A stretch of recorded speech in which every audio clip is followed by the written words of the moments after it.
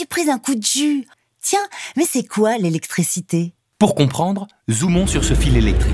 Comme tout ce qui nous entoure, il est composé d'atomes. Regarde, un atome, c'est un noyau chargé positivement et tout autour, un nuage de particules en mouvement. Ce sont les électrons chargés négativement. Dans les matériaux conducteurs, comme ce fil de cuivre, certains électrons sont baladeurs. Ils passent d'un atome à l'autre. On les appelle les électrons libres. Le courant électrique, c'est simplement le déplacement de ces électrons libres dans le matériau conducteur. En fait, les électrons se déplacent dans le fil un peu comme l'eau qui coule dans une rivière. Oui, c'est presque ça. Et c'est le courant électrique qui transporte de l'énergie. D'accord, mais il y a bien quelque chose qui leur donne envie de bouger à ces électrons, non?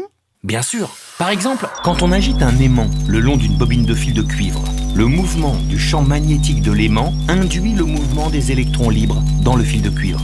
Ah, c'est ce qu'on utilise dans les centrales électriques? Oui, et on appelle cela un alternateur. Il fonctionne sur le même principe. D'ailleurs, on retrouve nos deux éléments. Un gros aimant qui tourne au centre de bobine de cuivre. À chaque variation du champ magnétique, les électrons libres entrent en mouvement et génèrent un courant électrique. Génial! Mais comment on fait tourner l'aimant? À l'aide d'une turbine reliée à l'axe de l'aimant de l'alternateur.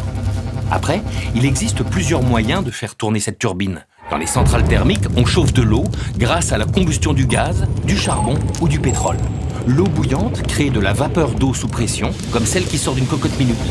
Cette vapeur d'eau entraîne la turbine qui fait tourner l'aimant, ce qui crée le courant électrique. Et dans les centrales nucléaires, il se passe la même chose? Oui, mais pour produire de la vapeur, on ne brûle pas de gaz, pas de pétrole ni de charbon. On casse le noyau d'atomes d'uranium en deux. Cette cassure d'atomes, qu'on appelle fission, produit un fort dégagement de chaleur. C'est cette chaleur qu'on utilise pour créer de la vapeur d'eau. Ensuite, c'est le même principe. La vapeur entraîne la turbine, qui entraîne l'aimant, qui produit un courant. D'accord, mais l'uranium ou le charbon, on n'en aura pas pour toujours, non? Non, pas toujours. L'uranium, on le trouve dans l'uraninite, un minerai de la croûte terrestre. Mais le stock d'uraninite contenu dans les mines s'épuisera un jour. Pareil avec les ressources d'énergie dites fossiles. Les réserves de charbon, de gaz et de pétrole, qui ont mis plusieurs millions d'années à se constituer, s'épuisent elles aussi. Ah, c'est embêtant ça. Mais il existe d'autres sources d'énergie? Absolument. Des sources d'énergie renouvelables, comme par exemple l'eau ou le vent. Dans les barrages hydrauliques qu'on construit sur les fleuves et les rivières, l'eau, en chutant, fait tourner une turbine. Pareil avec le vent. Il fait tourner les pales de l'éolienne. La suite de l'histoire est la même.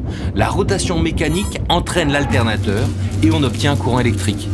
Après, il ne reste plus qu'à le transporter dans les pylônes et lignes électriques jusqu'à nos habitations. Eh bien, quelle aventure électrisante!